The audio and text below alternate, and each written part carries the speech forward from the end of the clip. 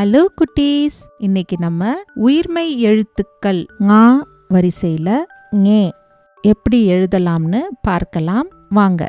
நாம முன்பு கத்துக்கிட்ட உயிரெழுத்துக்கள் மெய்யெழுத்துக்கள்ல இங் என்ற மெய்யெழுத்தும் ஏ என்ற உயிரெழுத்தும் சேர்ந்தா ஞே என்ற உயிர்மெய் எழுத்து வரும். இப்போ ஞே எழுதுவதை பாருங்க.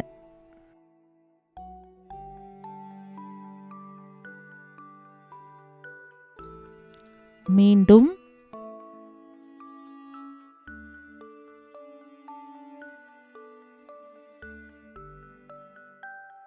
ஞே.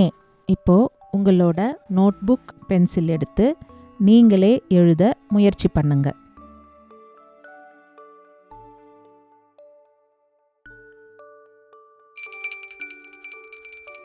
சூப்பர் குட்டீஸ், இப்போ ஞே எழுத்த கத்துக்கிட்டீங்க. கடைசி ஒரு முறை ஞே எப்படி எழுதலாம்னு பார்க்கலாம்.